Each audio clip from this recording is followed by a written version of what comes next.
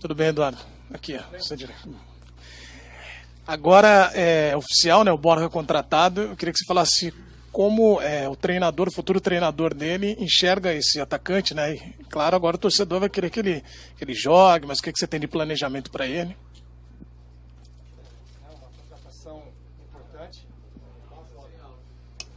Alô, melhorou? Foi. Uma contratação importante de peso, né? Um jogador de seleção colombiana, artilheiro, um jogador importantíssimo. Nós já coletamos algumas informações, um jogador que fez a pré-temporada, já ia iniciar o campeonato colombiano, chega em boas condições para a gente já se agrupar a gente aqui, poder trabalhar, nos conhecer, se adaptar direitinho, para que possa vir somar com a gente, para que a gente possa conquistar os objetivos que a gente tem traçado. Eduardo, a gente até já comentou sobre isso, né? Mas quando um time tem várias opções, para o torcedor fica fácil, ele anota ali o time, fala, olha, esse aqui é o time ideal. Mas o treinador tem que pensar na marcação, né? Na equipe mais equilibrada e também numa responsabilidade, porque agora todo mundo vai olhar, ó, eu tenho um time de craques e o treinador tem que fazer, jogar. Como é que é trabalhar com essa responsabilidade? Olha, a gente, como você disse, a gente tem que fazer jogar, né? Sempre buscando o equilíbrio, né? Só jogam 11, né? Só entram em campo 11 e a gente procura trabalhar o dia a dia para encaixar dentro das características que da equipe do Palmeiras, né? E analisar o melhor momento de cada atleta, né? As qualidades elas são muito equivalentes, né? Sempre uma qualidade muito alta e a gente tem que estar atento, trabalhando dia a dia, né? Observando a todos, para que a gente não cometa nenhuma injustiça. Ô Eduardo, o Borja vem, mas ainda não, né? Tem um jogo de domingo. É o mesmo time? O que você pode falar, né? Nós não pudemos acompanhar 2 dias do seu treinamento, mas o que você pode falar em relação ao time, principalmente ao ataque? Permanece o William? Você pode adiantar alguma coisa? Nós perdemos o Tietê, né? É uma perda que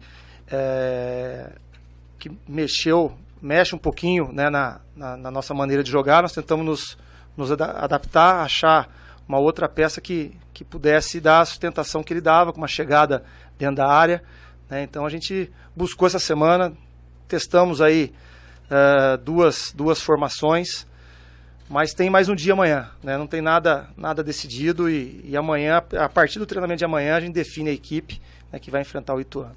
E ainda falando nesse critério de justiça que você tem falado bastante, como é que fica, tem uma ordem os seus atacantes, assim, com a chegada do Borja? O que você pode falar sobre quem já está aqui? Ele chega, você avalia, ele já joga? Você vai dar mais chances para os meninos que estão aqui, Alexandro, Barrios, William? Como é que está na sua cabeça? O que você pode falar dessa questão, por favor? Não tem ordem, né? Não tem uma ordem se é primeiro, se é segundo. São características diferentes. São 4 atletas que jogam nesse setor, cada um, né, com o seu ponto forte. A gente analisar direitinho, trabalhar.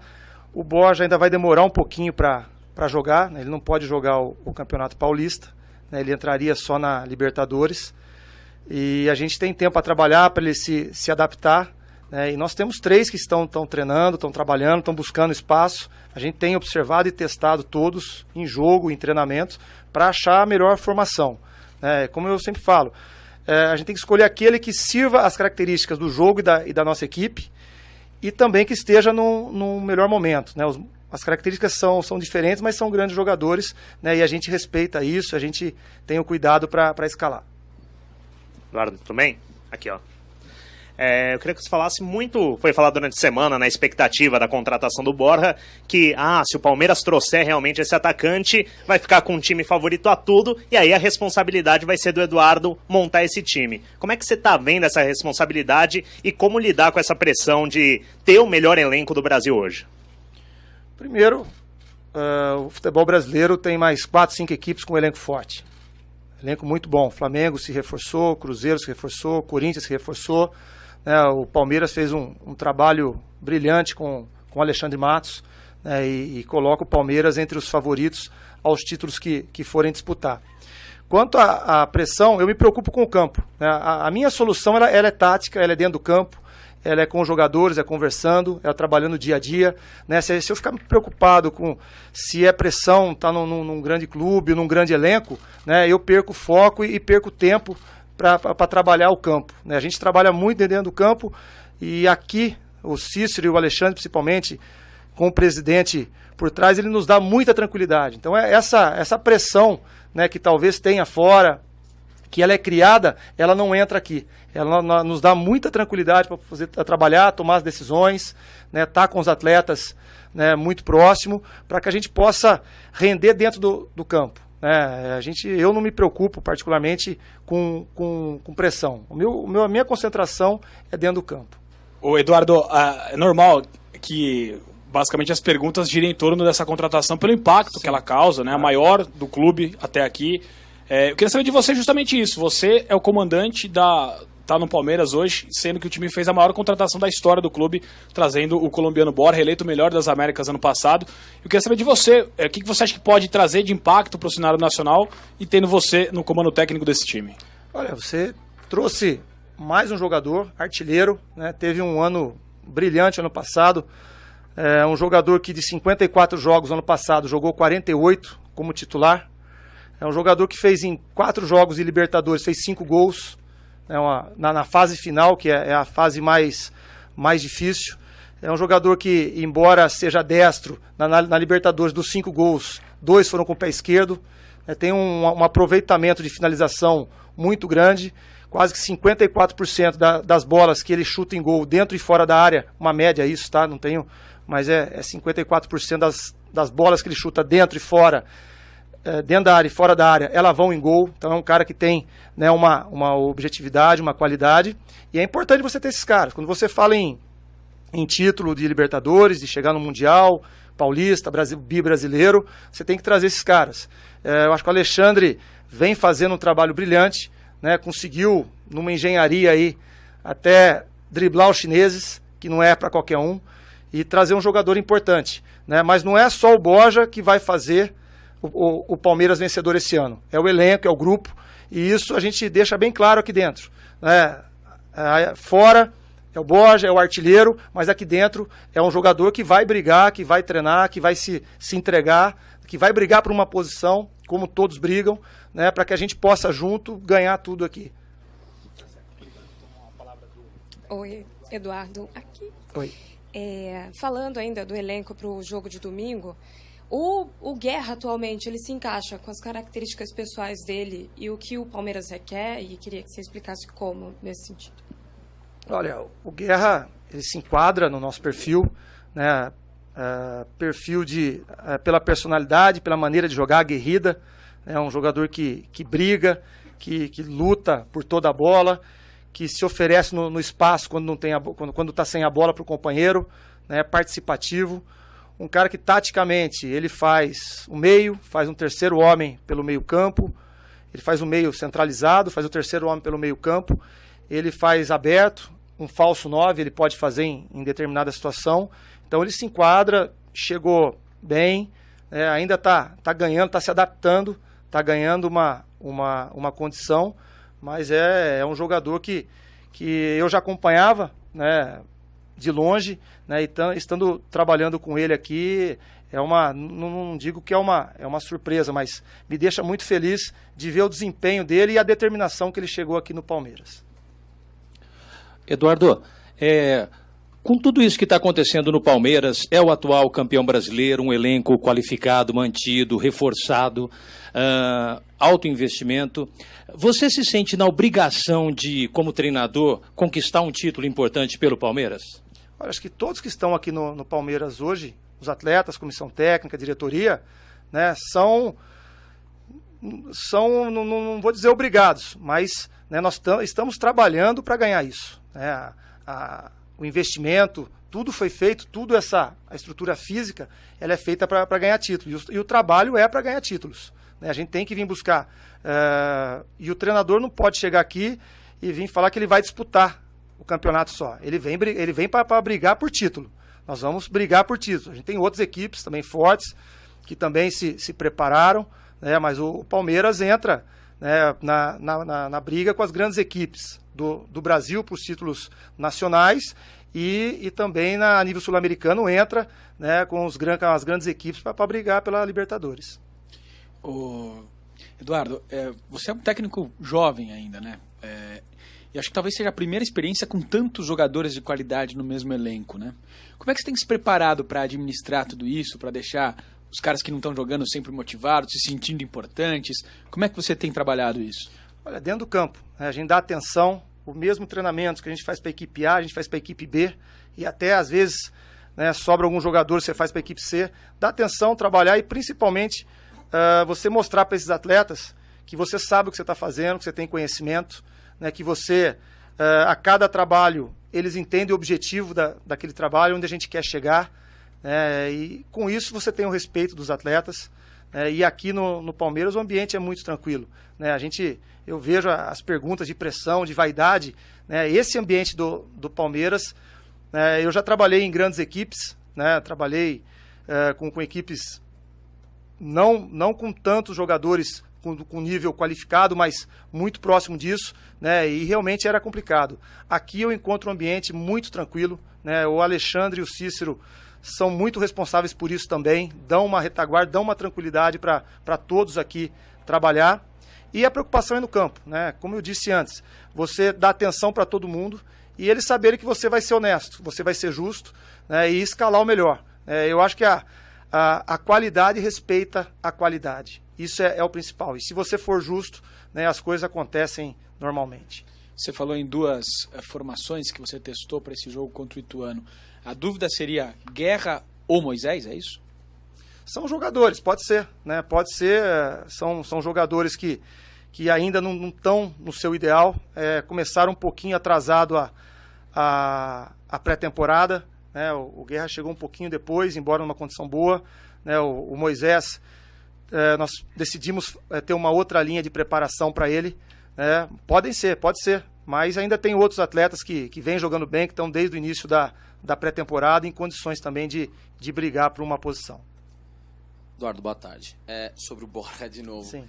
Qual foi a sua participação nessa negociação toda? O que você falava com o Matos, o que o Matos falava com você? E saber também se você chegou a conversar com o Borja. Ainda não conversei com Borja, né? Borja. Porque eu sou de Campinas, o interior fica Borja, aí fica feio. Então é Borja, fica mais fácil falar. Foi quando nós iniciamos a conversa, a gente já sabia que com a saída do Jesus, né, seria uma cobrança muito grande da torcida por um nome importante, né? Então nós buscamos repor, né? Buscamos achar as características que tinha antes, né? Nós conseguimos buscar em outras características, em outros jogadores, para você ter as mesmas características que tinham antes, né? O William foi assim, o Borja tinha mais 2 nomes que nós indicamos, né, que também tinham essas características. Então nós participamos desde o início nas primeiras conversas, né? Nós colocamos alguns nomes de atacantes para que a gente pudesse, que o Alexandre pudesse correr atrás, né? E que bom que o Borja teve a sua contratação, né, finalizada, porque era um nome que desde o início já era um pensamento do Alexandre, mas também estava numa lista nossa. Eduardo, bom dia. Bom dia. Até num tema mais amplo, você até citou que o Flamengo também é uma equipe que se reforçou bem. Essa semana a gente teve o começo da Libertadores, o Botafogo também passando de fase. E Palmeiras, Botafogo e Flamengo são times que têm técnicos de uma nova geração, digamos assim, do futebol brasileiro. A que você atribui esse comportamento novo do futebol, que parece que agora essa nova geração, esses técnicos aí com menos de 50 anos, com mais ou menos que é a sua faixa etária, por que você acha que agora vocês estão tendo oportunidades aí de pegar grandes times? Você acha que teve algum comportamento diferente, alguma mudança aí no futebol brasileiro para possibilitar essa abertura de portas? Olha, eu vejo, resultado, né? Independente de ser a nova geração, de ser uma geração anterior, né? O futebol ele é muito cru, né? Ele é muito nu e cru, né? Porque você tem que ter resultado, né? E são pessoas que tiveram resultado, né? Tiveram, né? Embora nos seus clubes, o caso do Jair teve um campeonato brasileiro brilhante ano passado e ganhou uma condição. O Zé teve uma condição muito boa, também fez um campeonato muito bom pelo Flamengo. É resultado. E no futebol brasileiro, fica aquele que tiver o resultado. Dizer que um é melhor, o outro é pior, né? E isso talvez na Europa valesse, né? Mas no Brasil é aquele que tiver o resultado. Então, enquanto esses jovens, né? Esses jovens, entre aspas, tiverem resultado, né? Vão ter oportunidade, e por isso que a gente trabalha, eu principalmente trabalho e estudo para poder continuar obtendo esses resultados, para estar trabalhando, né, no nível alto, como eu me encontro hoje. Boa tarde, Eduardo. Eduardo aqui, boa tarde. No jogo de estreia do Palmeiras, eu senti um pouco, e você deve ter sentido também, uma diferença física muito grande, né, em relação à equipe do Botafogo. Agora o Palmeiras tem uma sequência, né, enfrenta o Ituano, depois na quinta-feira tem o São Bernardo e depois tem o Linense. Em quanto tempo você acha que o Palmeiras vai se equilibrar fisicamente das equipes do interior? Olha, a gente espera o mais rápido possível, mas a gente entende que é muito difícil, né? A gente tem que ser... a gente procura, dentro do nosso sistema, ter um ganho para você equiparar isso, né? Fisicamente, aí você precisa aí de mais 2 a 3 jogos para fisicamente você tá bem. Nós vamos enfrentar um Ituano, que esse mesmo time do Ituano, eu estava na Ponte Preta no passado, antes do penúltimo jogo do Campeonato Brasileiro. A gente ia enfrentar o Botafogo no Rio. Nós fizemos um jogo treino contra o Ituano e era praticamente essa equipe. Eles já estavam se preparando no final de novembro. Eles pararam dia 5 de dezembro, ou dia 10 de dezembro, alguma coisa assim, para voltar dia 1º. Né? Então, é uma equipe que já está há quase 2 meses. Então, para isso, né, não adianta a gente reclamar muito dessa diferença. A gente tem que achar saídas, mecanismos para que a gente possa combater isso. Como? Né? Procurando ter mais posse, né? Procurando ficar mais com a bola, né? Procurando errar o menos possível, e a parte física é um facilitador para que esses erros aconteçam. Então, uma marcação melhor, né? Mais atenta. Então, são coisas que a gente busca também para tirar essa diferença. Porque, realmente, para você atingir o mesmo nível que os outros, nós precisaríamos aí de mais 3, 4 jogos, mas nós não podemos nos dar esse luxo. Aqui no Brasil você não pode dar, mas você tem mecanismos que você pode melhorar, e acredito que nós já vamos ser melhor contra o Ituano, né? O jogo já é à noite, isso já é um diferencial. O último jogo, né, contra o Botafogo estava muito quente, né, e pesou, estava seco. Depois nós temos um jogo contra o São Bernardo também à noite. Então, isso acho que já são facilitadores, e nós vamos estar numa condição melhor também. Já acabou aquela ansiedade da estreia que acaba atrapalhando também, né? Então, a gente vai estar numa condição melhor, né? Mas fisicamente não é o ideal ainda. Eduardo, no jogo contra o Botafogo, no segundo tempo, principalmente quando o time apresentou um pouquinho mais de desgaste, você coloca o Thiago Santos ali para dar uma sustentação defensiva lá do Felipe Melo. Sim. E o time volta um pouquinho a ter aquele sistema do ano passado. Sim. Pode acontecer isso nesse jogo contra o Ituano? Você pode colocar um volante a mais para dar uma proteção maior à defesa? E esse volante pode ser o Jean, deslocando de repente o Fabiano na lateral direita? A gente tem alguns mecanismos, nós treinamos algumas situações, né? O 4-4-2 na fase defensiva é uma situação que, quando você tiver um atacante que ele fica batido, a gente faz, né? O Thiago entrou bem, né? Às vezes você tem um na frente, aí você para com 2, né? Você forma as 2 linhas de 4, né? Nós vimos trabalhando algumas situações parecidas, né? O Thiago entrou bem também, né? Se você fizer 2 linhas de 4, o Thiago entra bem. O Felipe também por trás tem uma condição boa. O Jean também é uma opção, fez comigo no Fluminense esse segundo volante, né? No Fluminense a gente jogava num 4-4-2, e pode ser também, né? Tem essa situação. A gente queria mexer um pouco menos, não um pouquinho menos, mas também é uma situação que pode ser usada. O Eduardo, na resposta aí sobre o Borja, você deu muitos dados de análise de desempenho dele, né? Que momento que você pegou esse relatório aí? Como é que dá esse trabalho interdisciplinar seu com a sua comissão técnica para você colher tantos dados, até de lugar onde ele mais finaliza durante o jogo? Quando você faz uma contratação que é a maior da história, e eu não vou falar em cifras, né? Não é a minha área, mas é muito alto o valor. Você tem que estar com tudo em mãos, né? Você tem que saber o passado dele, né? Também falar que faltou um dado. É um cara que não tem histórico de lesão, não tem, pelo menos no seu histórico, né? Você tem alguns sites, alguns aplicativos que você consegue acompanhar o jogador. Então, é um jogador que joga muitos jogos, se machuca pouco. Então, o custo-benefício dele é alto, 24 anos. Então, são dados que, junto com a análise de desempenho, você vai buscar, né, para você ter subsídio uma contratação desse peso. Quando você vai contratar um jogador desse tamanho, não é simplesmente porque ele foi bem a temporada passada. Você vai puxar o passado dele, né, ver alguns problemas para você, né, você não cometer erros. Às vezes, pode até acontecer, você contrata humano, né, e às vezes pode chegar e ter algum problema. Mas os dados que nós nos cercamos são muito positivos, né? É um jogador que tem em seu histórico números muito bons, né? Esses são os que mais chamaram a atenção, mas existem outros dados importantes na carreira dele.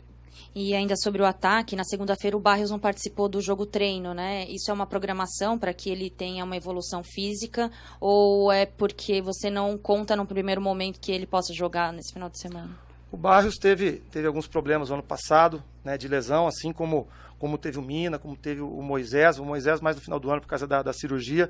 Então, alguns jogadores a gente está dando uma atenção nesse início, né, para que a gente não perca. Às vezes a gente, né, junto com o departamento físico e médico, a gente dá um passo para trás para dar um salto à frente. Então, quando a gente detecta alguma coisa, a gente procura trabalhar, melhorar aquela deficiência e depois vem para campo. Ele ficou fora, acho que de um jogo treino, né, e de mais um treinamento, mas ontem à noite ontem de manhã ele já estava com o elenco novamente, treinou hoje, está se sentindo bem. Então, né, a gente vai ajustando, mas nada a ver com se a gente vai usar na frente ou não. Oi, Eduardo, Oi. De novo aqui.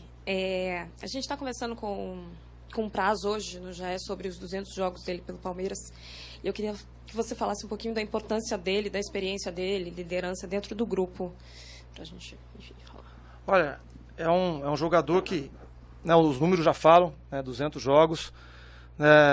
Ele chegou num momento que o Palmeiras passava por um momento difícil de reestruturação, né, conseguiu vencer, ser vencedor aí com títulos importantes, né, então já é uma grande referência.